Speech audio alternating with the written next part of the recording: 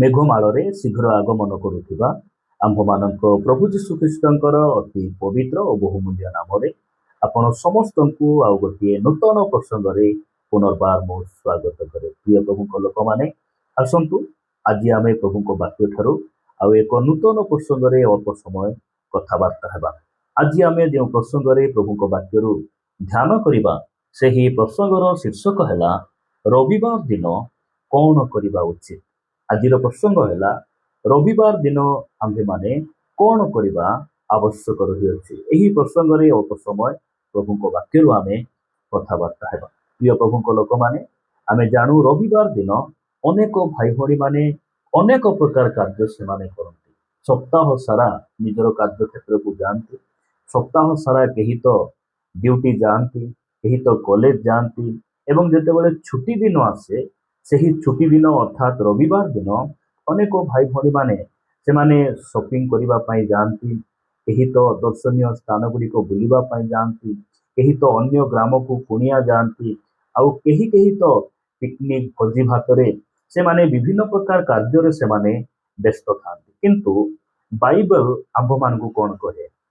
ବିଶେଷ କରି ଆମେ ଯେଉଁମାନେ ଖ୍ରୀଷ୍ଟିଆନ ଅଟୁ, ଯେଉଁମାନେ ଆମେ ପ୍ରଭୁ ଯୀଶୁଖ୍ରୀଷ୍ଟଙ୍କୁ ନିଜର ପ୍ରଭୁ ଭାବରେ ଆମେ ଗ୍ରହଣ କରିଛୁ, ଆମେ ଖ୍ରୀଷ୍ଟ ବିଶ୍ୱାସୀ ଭାବରେ ରବିବାର ଦିନ ଆମେ କଣ କରିବା ଆବଶ୍ୟକ ରହିଛି। ପ୍ରିୟମାନେ, ଆସନ୍ତୁ ବାକ୍ୟରେ ଗୋଟେ ପଦ ପଢି ଆଜିର ପ୍ରସଙ୍ଗରେ ଆମେ ଆଗକୁ ବଢିବା।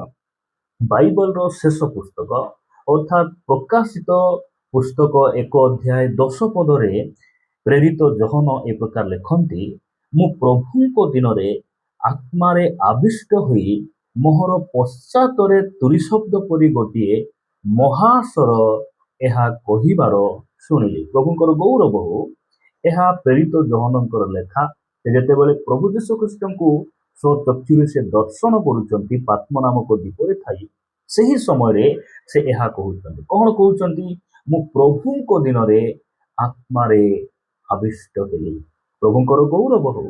ପ୍ରିୟମାନେ, ଆମେ ଜାଣୁ ଆମେ ଯେଉଁ ଦେଶରେ ବସବାସ କରୁଛୁ, ଏହି ଦେଶର ସରକାର ଆମକୁ ରବିବାର ଦିନ ଛୁଟି ଦିଅନ୍ତି। ଆଉ ରବିବାର ଦିନ ସପ୍ତାହର ପ୍ରଥମ ଦିନ, ଆଉ ଏହି ରବିବାର ଦିନ ପ୍ରଭୁ ଯୀଶୁଖ୍ରୀଷ୍ଟଙ୍କର ପୁନରୁତ୍ଥାନର ଦିନ, ବିଜୟର ଦିନ। ଆମେ ସେଇ ଦିନ ପରମେଶ୍ୱରଙ୍କର ଆମେ ଆରାଧନା କରୁ। ସେହି ଦିନ ପ୍ରଭୁଙ୍କର ଦିନ ବୋଲି ଆମେ ମାନ୍ୟ କରୁ। ଆଉ ସେଇ ଦିନ ଆମେ ପରମେଶ୍ୱରଙ୍କ ଘରକୁ ଯାଉ, ଆଉ ତାହାଙ୍କର ନାମକୁ ଆମେ ଉଚ୍ଚରେ ସ୍ଥାପନ କରୁ। ପ୍ରିୟମାନେ, ପ୍ରେରିତ ଯୋହନ କହୁଛନ୍ତି, ପ୍ରଭୁଙ୍କ ଦିନରେ ମୁଁ ଆତ୍ମାରେ ଆବିଷ୍ଟ ହେଲି। ଆମେ ଖ୍ରୀଷ୍ଟିଆନ ମାନେ ପ୍ରଭୁଙ୍କ ଦିନରେ ଅର୍ଥାତ୍ ସେଇ ରବିବାର ଦିନ ପରମେଶ୍ୱରଙ୍କର ଆରାଧନା ଉପାସନାର ଦିନରେ ଆମେ ଆତ୍ମାରେ ଉତ୍ତପ୍ତ ହେବା କଥା, ଆମେ ଆତ୍ମାରେ ଆବିଷ୍ଟ ହେବା କଥା। ପ୍ରିୟମାନେ, ପ୍ରଭୁ ଆମମାନଙ୍କୁ ଅନୁଗ୍ରହ କରନ୍ତୁ। ଆମେ ଖ୍ରୀଷ୍ଟିଆନ ହେବା ସତ୍ତ୍ୱେ ମଧ୍ୟ ଅନେକ ଭାଇ ଭଉଣୀମାନେ ରବିବାର ଦିନ ପରମେଶ୍ୱରଙ୍କ ଘରେ ରହିବା କଥା, ପରମେଶ୍ୱରଙ୍କର ଆରାଧନା ଉପାସନା କରିବା କଥା, କିନ୍ତୁ ସେମାନେ ପ୍ରଭୁଙ୍କ ଘରକୁ ନ ଯାଇ ସେମାନେ ନିଜ ନିଜର କାର୍ଯ୍ୟକ୍ଷେତ୍ରରେ ସେମାନେ ବ୍ୟସ୍ତ, ବ୍ୟବସାୟରେ ବ୍ୟସ୍ତ, ବିଭିନ୍ନ ପ୍ରକାର ପିକନିକ କରିବାରେ ବ୍ୟସ୍ତ। ପ୍ରିୟମାନେ, ରବିବାର ଦିନ ପିକନିକ ଦିନ ନୁହେଁ, କୁଣିଆ ଯିବା ଦିନ ନୁହେଁ, ବିଜନେସ୍ କରିବା ଦିନ ନୁହେଁ, ତାହା କୌଣସି ପ୍ରକାର ସେଲିବ୍ରେସନରେ ଯାଇ ଉତ୍ସବ ମନାଇବା ଦିନ ନୁହେଁ। ରବିବାର ଦିନ ପରମେଶ୍ୱରଙ୍କ ଉପସ୍ଥିତି ମଧ୍ୟରେ ଯିବା ଦିନ ଅଟେ। ପ୍ରଭୁ ଆମମାନଙ୍କୁ ଅନୁଗ୍ରହ କରନ୍ତୁ। ମୁଁ ଆପଣଙ୍କୁ ଗୋଟେ ପ୍ରଶ୍ନ ପଚାରିବା ପାଇଁ ଚାହେଁ, ଯଦି ଆପଣଙ୍କୁ ରବିବାର ଦିନ ରାଷ୍ଟ୍ରପତି ଡାକିଥାନ୍ତେ, ଆପଣ ବାସଭବନରେ ତୁମକୁ ଆସିବା ପାଇଁ ପଡ଼ିବ, ମୁଁ ତୁମକୁ ସମ୍ମାନିତ କରିବା ପାଇଁ ଚାହୁଁଛି, ମୁଁ ତୁମକୁ ପୁରସ୍କାର ଦେବା ପାଇଁ ଚାହୁଁଛି, ଏହା ଯଦି କହି ରାଷ୍ଟ୍ରପତି ଯଦି ଆପଣଙ୍କୁ ନିମନ୍ତ୍ରଣ ପତ୍ର ଦେଇଥାନ୍ତେ, ଆପଣଙ୍କୁ ଡାକିଥାନ୍ତେ, ଆପଣ କଣ ସେହିଦିନ ରାଷ୍ଟ୍ରପତି ଭବନରେ ନ ଯାଇ ଆପଣ ପିକନିକ ଯାଇଥାନ୍ତେ?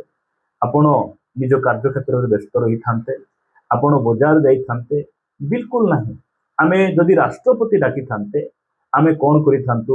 ଆମର ସବୁ କାମକୁ ଛାଡ଼ି ଆମେ ରାଷ୍ଟ୍ରପତିଙ୍କ ସହିତ ବସିବା ପାଇଁ, ତାଙ୍କ ସହିତ ସାକ୍ଷାତ କରିବା ପାଇଁ ତାଙ୍କ ବାସଭବନକୁ ଆମେ ଯାଇଥାନ୍ତୁ। ପ୍ରିୟମାନେ, ଆମର ପରମେଶ୍ୱର ରାଷ୍ଟ୍ରପତି ନୁହନ୍ତି, ଆମର ପରମେଶ୍ୱର ରାଜା ନୁହନ୍ତି, ସେ ରାଜା ମାନଙ୍କ ରାଜା, ସେ ପ୍ରଭୁ ମାନଙ୍କର ପ୍ରଭୁ। ସେହି ମଧ୍ୟ ଆପଣଙ୍କୁ ମତେ ଡାକୁଛନ୍ତି, ତୁମେ ଆସ, ମୋ ଘରକୁ ଆସ, ମୁଁ ତୁମ ସହିତ ବସିବି, ମୁଁ ତୁମ ସହିତ ସହଭାଗିତା କରିବି, ମୁଁ ତୁମ ସହିତ କଥାବାର୍ତ୍ତା ହେବି, ମୁଁ ତୁମକୁ ଆଶୀର୍ବାଦ କରିବି, ବନ୍ଧନରୁ ମୁକ୍ତ କରିବି, ମୁଁ ତୁମ ସହିତ ରହି ତୁମ ସବୁ ସମସ୍ୟାର ସମାଧାନ ମୁଁ କରିବି। ଏଇ ସବୁ କଥା ଜାଣିଲା ପରେ ଶୁଣିଲା ପରେ ଆମେ ଅନେକ ସମୟରେ କଣ କରୁ, ଆମେ ପ୍ରଭୁଙ୍କ ଘରକୁ ଯିବାଟା ପିଠି ଦେଖାଇ ଆମେ ପ୍ରଭୁଙ୍କୁ ପଛ ଆଡ଼େ ଫିଙ୍ଗି ନିଜ ନିଜ କାର୍ଯ୍ୟକ୍ଷେତ୍ରରେ ଆମେ ବ୍ୟସ୍ତ ହେଉ। ପ୍ରଭୁ ଆମମାନଙ୍କୁ ଅନୁଗ୍ରହ କରନ୍ତୁ ପ୍ରିୟ ପ୍ରଭୁଙ୍କ ଲୋକମାନେ। ରବିବାର ଦିନ ଆମେ କଣ କରିବା ଆବଶ୍ୟକ ରହିଛି? ପ୍ରଭୁଙ୍କ ଦିନରେ ଆମେ ଆତ୍ମାରେ ଉତ୍ତପ୍ତ ହୋଇ ପ୍ରଭୁଙ୍କ ଘରକୁ ଯିବା ପାଇଁ ଏତେ ଖୁସି ଆନନ୍ଦରେ ଆମେ ପ୍ରଭୁଙ୍କର ଉପସ୍ଥିତିକୁ ଯିବା ଆବଶ୍ୟକ ରହିଛି। ଯଦି ଆପଣ ପଢିବେ 122 ଗୀତ, ଯେ ଦାଉଦ ସେଇ ପ୍ରକାର କହନ୍ତି 122 ଗୀତ ଏକ ପଦରେ, ଆସ ଆମ୍ଭେମାନେ ସଦା ପ୍ରଭୁଙ୍କ ଗୃହକୁ ଯାଉ, ଏହି କଥା ଲୋକମାନେ ମୋତେ କହିବା ବେଳେ ମୁଁ ଆନନ୍ଦିତ ହେଲି। ପ୍ରିୟମାନେ, ପ୍ରଭୁଙ୍କ ଦିନରେ, ଆରାଧନାର ଦିନରେ, ଉପାସନାର ଦିନରେ ଯେତେବେଳେ ଆମକୁ ଚର୍ଚ୍ଚ ଯିବାର ଅଛି, ଆରାଧନା କରିବା ପାଇଁ ଯିବାର ଅଛି, ସେହି ସମୟରେ ଆମେ କେତେ ଖୁସି ଆନନ୍ଦରେ ଆମେ ପ୍ରଭୁଙ୍କ ଘରକୁ ଯିବାର ଆବଶ୍ୟକ। ଦାଉଦ ଏତେ ଖୁସି ଏତେ ଆନନ୍ଦିତ କାହିଁକି ହେଲେ? କାରଣ ଦାଉଦ ପରମେଶ୍ୱରଙ୍କୁ ଜାଣିଥିଲେ। ମୁଁ ଯେଉଁ ପରମେଶ୍ୱରଙ୍କର ସେବା କରୁଛି, ମତେ ସେ ଧୂଳିରୁ ଉଠେଇଛନ୍ତି, ମତେ ମେଷ ଚରାଳି ଠାରୁ, ମତେ ମେଷ ଜଗୁଆଳି ଠାରୁ ବାହାର କରି ଆଣି ସେ ମତେ ରାଜାର ସିଂହାସନରେ ବସାଇଛନ୍ତି। ପ୍ରିୟମାନେ, ଆମେ ମୃତ୍ୟୁର ଯୋଗ୍ୟ ଥିଲୁ, ଆମେ ଧୂଳିରେ ଥିଲୁ, ଆମକୁ ସେ ଧୂଳିରୁ ଉଠାଇ ସେ ଆମକୁ ପରିଚୟ ଦେଇଛନ୍ତି, ଆମକୁ ସେ ମୃତ୍ୟୁର ରାସ୍ତାକୁ ବାହାର କରି ଆଣି ସେ ଆମକୁ ଜୀବନର ପଥ ଦେଖେଇଛନ୍ତି। ସେଥିପାଇଁ ରବିବାର ଦିନ ତାହାଙ୍କର ଆରାଧନାର ଦିନ, ଉପାସନାର ଦିନ, ଆମେ ତାହାଙ୍କ ଘରେ ଦେଖାଯିବାର ଆବଶ୍ୟକ ରହିଛି, ତାଙ୍କର ଉପସ୍ଥିତିରେ ଆମେ ରହିବାର ଆବଶ୍ୟକ ରହିଛି। ଯଦି ଆପଣ ପଢିବେ ପ୍ରଥମ ସାମୁଏଲ 2:30 ପଦରେ ଲେଖାଯାଏ, ପ୍ରଥମ ସାମୁଏଲ 2:30 ପଦରେ ଲେଖାଗଲା, ଏଣୁ ସଦାପ୍ରଭୁ ଇସ୍ରାଏଲର ପରମେଶ୍ୱର କହନ୍ତି, ତୁମ୍ଭ ଗୃହ ଓ ତୁମ୍ଭ ପିତୃଗୃହ ଆମ ସମ୍ମୁଖରେ ଅନନ୍ତ କାଳ ଗମନାଗମନ କରିବେ ବୋଲି ଆମ୍ଭେ କହିଲୁ ପ୍ରମାଣ, ମାତ୍ର ଏବେ ସଦାପ୍ରଭୁ କହନ୍ତି, ତାହା ଆମ୍ଭଠାରୁ ଦୂର ହେଉ। କାରଣ ଯେଉଁମାନେ ଆମ୍ଭର ଗୌରବ କରନ୍ତି, ଆମ୍ଭେ ସେମାନଙ୍କର ଗୌରବ କରିବା, ମାତ୍ର ଯେଉଁମାନେ ଆମ୍ଭକୁ ତୁଚ୍ଛ ଜ୍ଞାନ କରନ୍ତି, ସେମାନେ ଲଘୁ ଜ୍ଞାନ କରନ୍ତି। ପ୍ରିୟମାନେ, ରବିବାର ଦିନ ଆମେ ପ୍ରଭୁଙ୍କୁ ସମ୍ମାନ ନ ଦେଇ ଆମେ ତାହାଙ୍କୁ ଲଘୁ ଜ୍ଞାନ କରି ତାହାଙ୍କୁ ଆମେ ଅଗ୍ରାହ୍ୟ କରି ପିଠି ଦେଖାଇ ଯଦି ଆମେ ଜୀବନ ଯାପନ କରୁଛୁ, ମନେ ରଖନ୍ତୁ ପ୍ରଭୁଙ୍କ ବାକ୍ୟ କହେ, ଯେଉଁମାନେ ପରମେଶ୍ୱରଙ୍କୁ ଗୌରବ ଦେବେ, ପରମେଶ୍ୱର ମଧ୍ୟ ସେମାନଙ୍କୁ ଗୌରବ ଦେବେ, ପରମେଶ୍ୱର ମଧ୍ୟ ତାଙ୍କ ସହିତ ରହିବେ। ଯେଉଁମାନେ ପ୍ରଭୁଙ୍କ ସହିତ ନାହାନ୍ତି, ସେମାନଙ୍କ ସହିତ ପରମେଶ୍ୱର ମଧ୍ୟ ରହିବେ ନାହିଁ। ଯେଉଁମାନେ ପ୍ରଭୁଙ୍କୁ ପ୍ରାଧାନ୍ୟ ଦିଅନ୍ତି, ପରମେଶ୍ୱର ମଧ୍ୟ ସେମାନଙ୍କର ଯତ୍ନ ନେବେ, ତାହାଙ୍କୁ ସେ ମନେ ରଖିବେ, ତାଙ୍କର ଉଠିବାର ବସିବାର ପ୍ରତିଟି ବିଷୟ ସେ ଯତ୍ନ ନେବେ, ତାଙ୍କ ପରିବାର ପ୍ରତି ମନୋଯୋଗୀ ହେବେ, ତାଙ୍କ ପୁଅ ଝିଅମାନଙ୍କ ପ୍ରତି ମନୋଯୋଗୀ ହେବେ, ତାଙ୍କ ଭବିଷ୍ୟତର କଥା ସେ ବୁଝିବେ, ଆଉ ସବୁ ବିଷୟର ସେ ଯତ୍ନ ନେବେ। ପ୍ରଭୁଙ୍କର ଗୌରବ ହଉ। ଆମେ ଯଦି ରବିବାର ଦିନ ଆମେ ତାଙ୍କର ଆରାଧନାକୁ ନ ଯାଇ, ଆମେ ତାଙ୍କର ଉପାସନା କରିବା ପାଇଁ ନ ଯାଇ, ଯଦି ଆମେ ପିଠି ଦେଖାଇ ଅନ୍ୟ ଆଡ଼କୁ ଆମେ ଯାଉଛୁ, ତାହେଲେ ଆମେ କ'ଣ ପ୍ରଭୁଙ୍କୁ ଗୌରବ ଦେଉଛୁ? ଆପଣ ଆଉ ମୁଁ ଆଜି ସମୀକ୍ଷା କରିବା କଥା ଯେ ପ୍ରକୃତରେ ମୋର ରବିବାର ଦିନ, ପ୍ରଭୁଙ୍କର ଉପାସନାର ଦିନ, ସେଇ ଆରାଧନାର ଦିନରେ ମୁଁ ପ୍ରଭୁଙ୍କୁ ଗୌରବ ଦେଉଛି କି?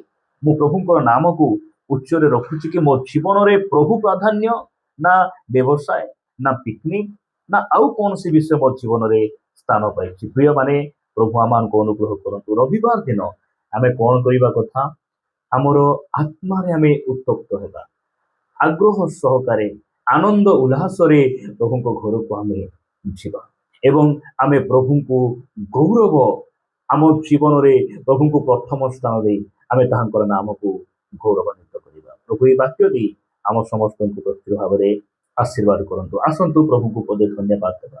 ପ୍ରେମିକ ସ୍ୱର୍ଗୀୟ ପିତା, ଆମେ ତୁମକୁ ଧନ୍ୟବାଦ ଦେଉଛୁ ପ୍ରଭୁ, ତୁମ ବାକ୍ୟ ଦ୍ୱାରା ଆମମାନଙ୍କୁ କଥା ହେଇଥିବାରୁ ଆମେ ତୁମର ଗୌରବ କରୁଛୁ।